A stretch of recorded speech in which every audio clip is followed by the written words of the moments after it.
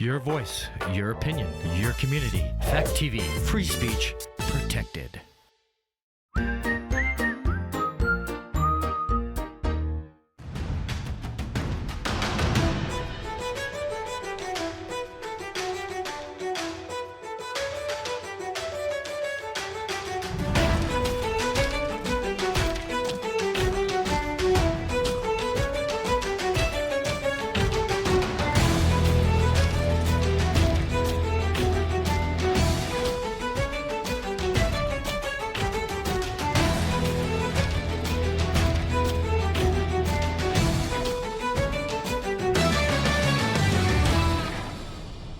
Well, hello. I'm Sean Roberon. I'm here with Garrett and Colby, and we're part of what's called VAC, Vermont Armored Combat.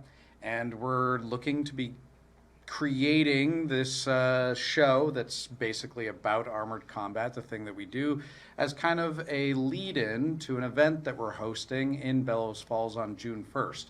And so first off, we'd like to say who we are and how we're involved with armored combat. So yeah, I'm Sean Roberon, and I'm our team captain, and so it's my job to kind of wrangle fighters together, make sure the fighters coming in all kind of fit in with our group, and to run our melee group, which has yet to really start because of numbers, but eventually we'll get there. Garrett, I'm just a regular average guy on the team and fighting for Sean's place someday. Count your days. And I'm Colby, and I'm one of the founding members of the team. I came on with Will Alloway, who started our chapter, our club here. Our founder. So I started training with them a couple years ago and have been active ever since. And so it's been cool to see everything growing and our fighters start to branch out and go to different places and compete nationally, and also to see a melee team starting up here in the Vermont, New Hampshire border area. And you're our treasurer. And I'm the treasurer, yes. All the money's in a mason jar at home. Very important. All $36.75. And so now, what is armored combat? Can each of you answer that from your own point of view? Like, what is armored combat, Colby? Sure. So armored combat essentially is it's a modern sport that is bringing back 14th century tournament fighting. So, essentially when knights weren't fighting at war during, the medieval period, they would go to these tournaments where they'd be able to show how, their different skills, different types of fighting styles, essentially as a way to, get higher pay, to be a more valued knight, a more valued freelancer. So there are some rules from that time period that are actually still, we use today. For tournament fighting, obviously it wasn't like gladiators. They shouldn't be dying in a tournament fight, just like we shouldn't be dying when we're doing armored combat sports. So we fight with blunted weapons. Is essentially what we're doing. So we're not trying to kill each other, but you are trying to essentially beat the other person in combat, usually with a point system, and and that's what we do using full steel armor that was made pretty much like it was made back, a couple hundred years ago. There are obviously some techniques and things that are made it easier for people to use now. Some materials are different, titanium for some folks instead of steel all the time, but we still. The leather straps are the same, the chainmail, same. That's what we do. What about for you, Garrett?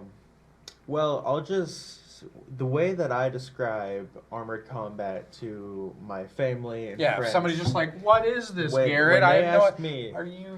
what are you doing with that helmet you just spent almost $1,000 on? And I usually say that either A, I'm dressing up with a bunch of other fellas and gals that are really like knights and beating each other because it's fun, or I will just simply say that it is medieval MMA. Yeah. That's actually a good answer. Yeah, medieval MMA is a quick way to sum that up. That's usually what I say to people when they ask what it is. In order to try to skip around any of the what it isn't, which we'll get into in just a second, I just say it's medieval MMA. You're in armor and you're fighting another person with blunted weapons. Right. And that's as simple as I try to make it. But I'm really glad you started with kind of the history lesson there, because that gives everybody an understanding of the past of this sport and how it's kind of being brought back, rather than thinking that this is just some random hobby being created for the first time. It's a recreation of a sport. That's cool. That's cool. Right. It's an appreciation of a piece of history that has kind of disappeared for a while and just carried on in Dungeons and Dragons, and now we want to do the real thing. Yes, but now let's get into the conversation. Like when we say Dungeons and Dragons or things like that, what is it not? What is Armored Combat not? Like the first thing that I've been asked is it like medieval times? Is it choreographed? Those are questions that I get. Like, is this a play? Is this LARP? Is this like HEMA? Is it SCA? Is it like all these questions that you get about? Is it like these things? And if somebody were to say, is it like medieval times? How would either of you respond to that? Yeah. No, it's not like that at all, because we're not acting, and that's why I think this is such a cool sport, and why I got into it personally was as a kid I was always playing with sticks with my brother or whatever, lightsabers, and we just hit each other until one of us got hurt, started crying, and then it's not fun. Don't tell that. Exactly. And I didn't know, like as an adult, it's like, wow, it's really fun to like have that kind of that outlet of fighting, but karate didn't really do it for me. And the whole, I don't know, just other martial arts wasn't for me. I wanted to learn something with swords, which is just as somewhat of a nerdy guy myself, a little bit maybe. I thought that like that would be really cool. So when I found this, I realized like this is actually people who are committing to doing some really intense physical training to be able to wear this steel armor like people were doing hundreds of years ago, and swinging weapons that are heavy and made of steel, that if we weren't wearing this protective gear, we would die. Yeah. Even with the blunted weapons, we would get killed doing this stuff. And so for us to be able to do that safely and actually know what it feels like as much as we can to be in a fight with someone, like someone might have been, in the 1400s or whatever, I just think it's so cool. It just brings greater appreciation to to what that feels like to hold a sword and to be like, I'm gonna try and hit this guy in the head, and I hope he doesn't hit me while it's happening. And if he does, what does that feel like? And now I know what that feels like. And it's like, but your point is, it's not choreographed. But my point is not acting. My point is, it's not choreographed. It's a full contact sport. Just like if you're watching boxing or watching MMA when they're in that octagon, same deal. Like you're in there to win, to beat the other person that you're fighting. Yeah. And there's a lot of physical training that goes into it, because these sets of armor, I think, average like 50, 60 pounds. Yeah, it can range anywhere between like 30 something and 60 something, right? Even more. Even more? So 30 would be like, that's Williams, it's the lightest kit that we know of. Right. And that's just very sparse armor, very lightweight gear, sacrificing the dirt, like the protective quality of the armor for speed. And then, but if you're someone who's 6'5", you're already like close to 300 pounds already without armor, you're putting on a suit that's probably going to put another 100 pounds on you. Because it has to cover up. It has to cover up. It's just a lot of suits. steel, Right. And so it can range up to about around that 100-pound mark, depending on someone's size. I'd say, like mine is around 60 pounds, and I tried to make mine lightweight, getting titanium, and it's still 60 pounds. So. And it's not LARP, because once again, it's not like meant to be theatrical.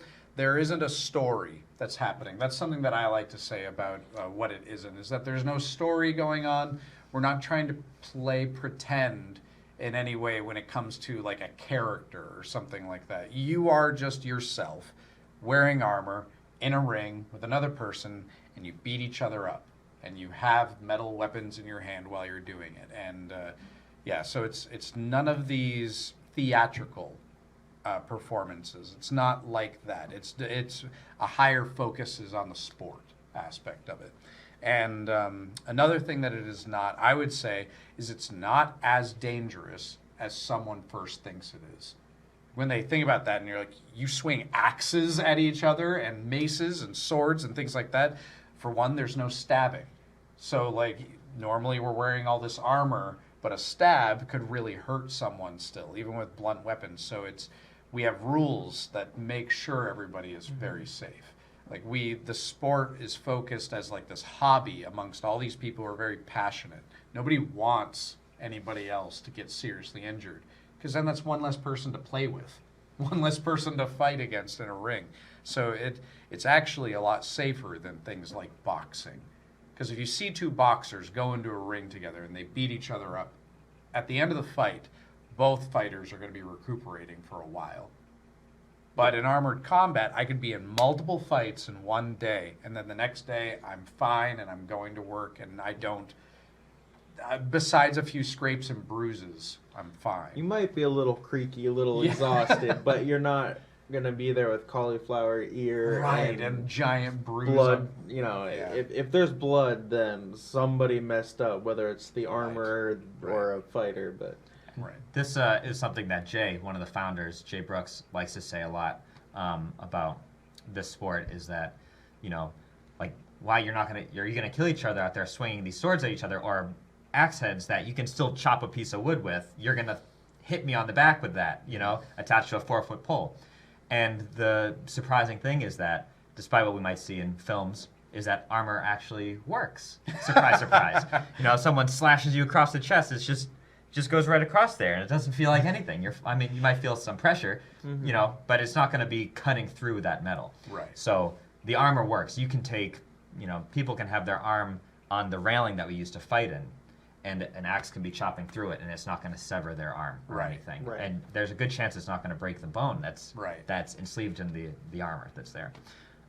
So it's not as dangerous as people sometimes think of it when they hear of the sport for the first time. And there are weight restrictions on things too, like maces, and I don't think hammers are allowed really at all. No, there aren't any hammers. The philosophy behind those is, I don't need to cut through the armor, I just need to break the armor into you.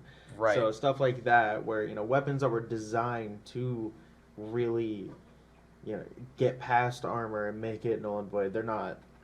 Right. You shouldn't be using them. Nobody's fighting with a spear, because there's just no thrusting inside of the sport. Like there's certain things that are done to keep it safe. So, next, what are the rules and expectations of this sport? We've talked a little bit like how there's no thrusting, but if I were to want to get into this sport, what should I expect when I get into a ring with another person and I'm going to fight? Like, where do I get this armor? Can I just go and buy it from,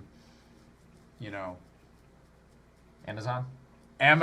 Yeah, Amazon. Don't do that. Or some like thrift store. You see some helmet that's in there, and you're like, "Oh, cool! Do I now have a helmet for armored combat?" Antique shop pseudo armor in the window. Right. Like, what are the expectations for me? How much? Okay, first question about expectations.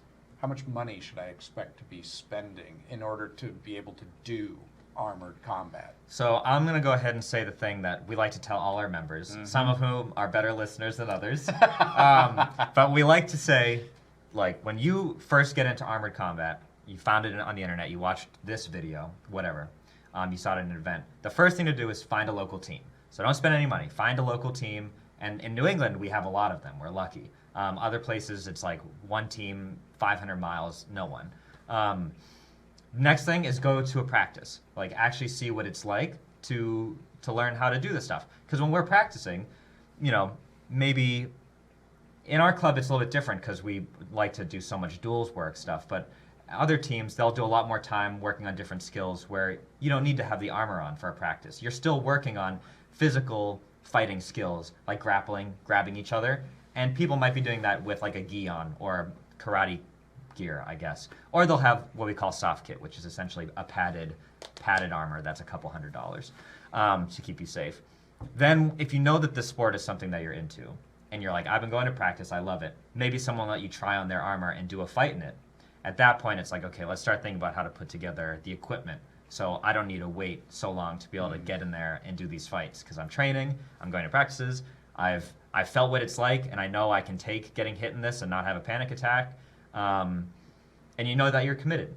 If you get to that point and you want to buy yourself some armor, you're looking at about the lowest you can probably go. Like honestly, if you're really looking for the cheapest thing, is I'm guessing around 1,500, and then it goes up from there. I'd say an average is probably around $3,000 to $4,000 for the average person if you're buying new stuff. There's a secondhand market, but all this gear is generally handmade from crafters in Ukraine and Poland, a lot of like the Eastern European countries. These people have been doing this longer because it's an international sport, so they have a lot more experience with making this gear, and so that's where we typically buy our stuff from. Is from individuals who are kind of known in the community now who put this stuff together. Just really quick, I guess we should probably touch on this, and we kind of missed it in the first bit.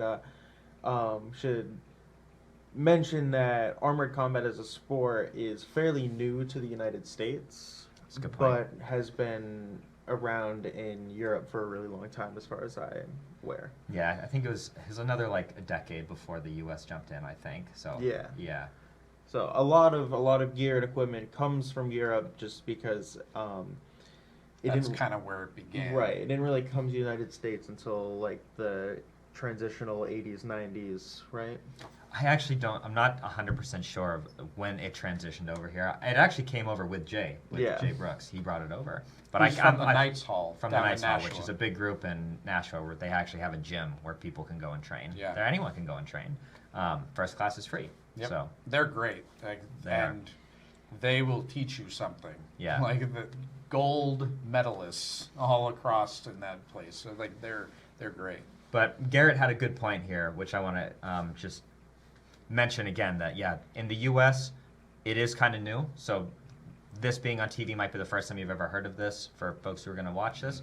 But this is it's an international sport where there are big, like a small Olympics, we'll say.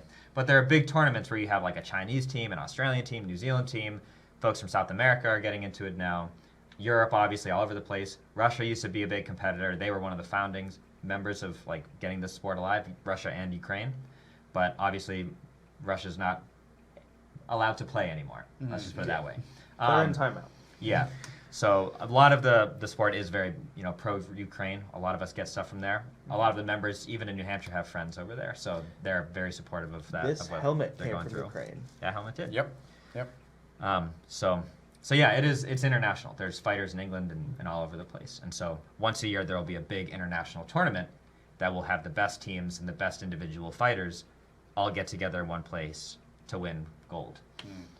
And so, so what other expectations should I have? Let's say I've been practicing with a group now, and I did buy the armor like we just talked about, and I spent that money, and I got like what I need in order to be able to fight. What are fights going to be like? Like, what when I get in the ring, how long should I expect to be fighting for, and who am I going to be fighting? Is this like how does gender work inside of the sport when it comes to like male female teams and all that type of stuff? What should I expect this sport to be like? I just the number thing you want to expect is everybody's really looking to have fun. That's a good point. So an expectation that a lot of people have is, don't go into the ring thinking, I just want to hurt this person. Go into the ring thinking, I'm going to have fun and we're going to see who's a better fighter. Right. Yeah, I think that's a really good point to make. That's something that I learned real quickly that I was very happy about, because I'm not an overly aggressively competitive person where I dislike other people that I'm competing against. So when I found that everybody in the sport was very handshaky, huggy about like getting into a fight with someone, like, oh, I heard I'm fighting you in a couple minutes. That's cool. Okay, good game. Like, I'm really excited. Very, very supportive community. And so don't go into it thinking you're trying to be like the tough guy who thinks that they're better than others. Like, people will usually be like, chill out. We're here to have fun. nobody here is like making a living off of this. Just have some fun, man. Yeah. So yeah, what else if I'm looking to get into this sport? So yeah, when you're stepping into the ring, and we're going to talk mostly about duels right now, but we can talk about melees, which is another form of fighting later today or something, or later in the show. Yeah, but, some other episode. But you're stepping into the list. That's the name for the ring that you're fighting in, and you have usually the most average type of fighting we do right now is 3 60-second rounds. We'll usually do a 60-second break in between each round. And that will be, best of the two rounds. Whoever wins 2 of the rounds usually is the winner of that. If you have ties, then they'll bring it into a 4th round, into a 5th round, the legendary 17th round. That's terrible. Doesn't happen very often, but when you're getting into that ring and you're going to fight into that list, and you're standing in your corner, there are 2 things that you're going to be fighting when you're picking up that sword or that sword and shield or axe or whatever you have. You're going to be fighting the other person, being like, I hope I've been training well enough that I really know what I'm doing. I know my combos. I know how to let my body take over and react when I see them do something.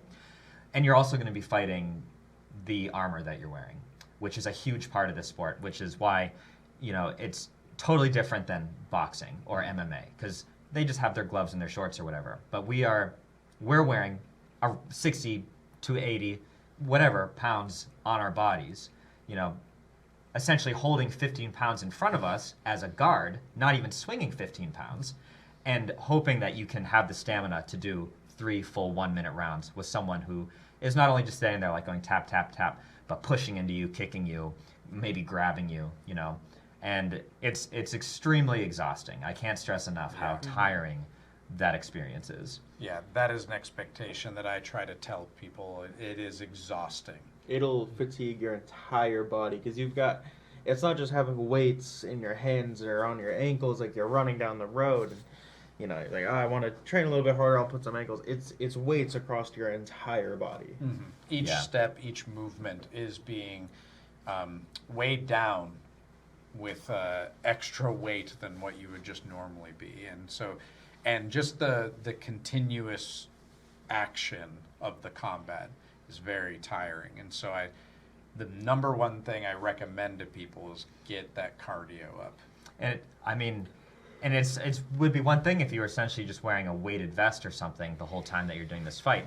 But now, how about you take away 80% of your visibility and you put that thing on, right, where you just have a little slit and some dots here. And how about you also take away, a ton of your breathing ability, where it's like you're breathing through a snorkel, where you're exhaling, you're tired, you're fatigued, and you can feel the air rushing back into your face, and you're trying to suck in fresh oxygen through those little holes at the same time, with the chin strap and 20 pounds on your head.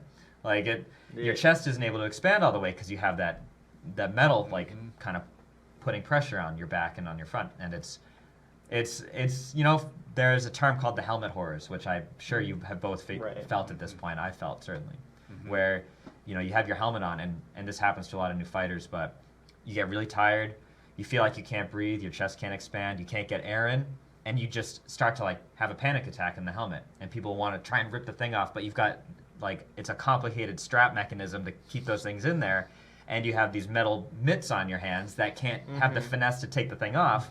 It might even be strapped to your back too. We have another strap that goes onto the back plate to keep the helmet from coming off. And so you just can't get out of it, So people will really panic, I'm suffocating.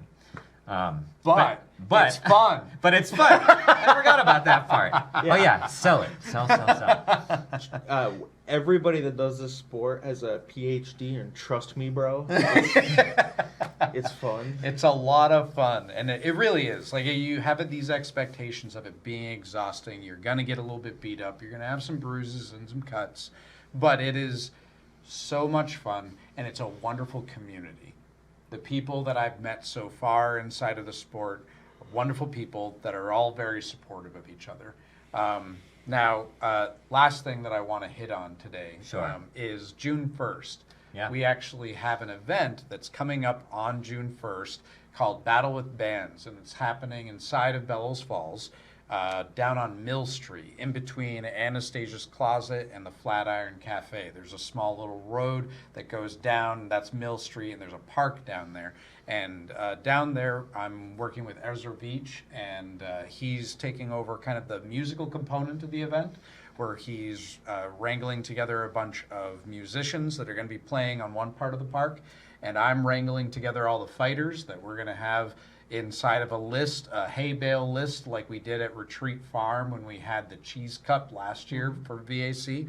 And we're going to be having us fighting over there. And so people will be able to come down, purchase tickets, which you can get online at the Bellows Falls Opera House website, because we're doing our ticketing through their software. So by supporting this event, you are also supporting the Bellows Falls Opera House because they're making money off of the ticket sales that we're doing online.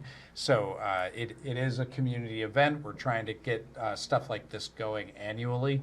And I think this will be a lot of fun. We want to get some of the local businesses involved. Like the Opera House will be selling popcorn, candy, and soda during the event so people can go up and get some of that, bring it back down, watch the show. I know, Colby, you're not actually going to be able to be there during that event because of your gigs that you work, which is sad, very sad, but we will make sure to try to get you there for future ones. We have prize pools for the fighters as well who are going to be taking part. I've got about 20 fighters that are going to be coming to this event and participating in this fight, and having a dinner at Popolo's afterwards that maybe we can have open to some of the public. I don't know yet. We'll have to figure that out. But there'll be opportunities to meet the fighters, to be able to talk with them. Garrett, I think that'll be your first event that you'll be fighting in. That'll be that event. We're planning on being my first time fighting in a tournament. Yeah, like thinking you'll have a full kit ready by then, and it's a tournament, so there are going to be winners because of the prize pools that we have. That like Cobco Arena Games over in Charlestown is one of our sponsors for this event, and they donated a bunch of product from their store. So there's like these Warhammer minis and Dungeons and Dragons books and Magic cards that are going to be up for grabs during the tournament for fighters to be able to win. And there is a lot of overlap between nerds and armored combat. Those two things do seem to fit well together. But yeah, so we've got Cobco sponsoring us. Correlation, not causation, but if you do the sport, you likely also are a nerd. Do some nerd stuff. Yeah, probably. And that's okay. That is okay. It's a very supportive community and it's ready to take you in. Now, eventually down the line, I want to have an episode that talks a little bit more about non-men being in the sport. So I want to get into that eventually. But I think us ending on that June 1st is good. So any of you want to say anything before we wrap up? I just want to close it out with the wise words of my grandmother when she realized how much I'd spent on the sport. If you're buying this stuff, she used more profane language. Yeah. Yep. If you're spending money on this stuff, you're not spending money on drugs. It's true. It's true. Do you have anything to say? Nope. How can I beat that? Well, I just want to say, if you want to get involved in the sport, reach out to me, worldunderwonder@gmail.com, and we can try to get you situated on our team. We're always looking for more members at VAC in Brattleboro. Yep, that's Vermont Armored Combat, and we have a Facebook page, and reach out to us through Messenger, and we'll get back to you if you want to do this thing. All right. Thank you.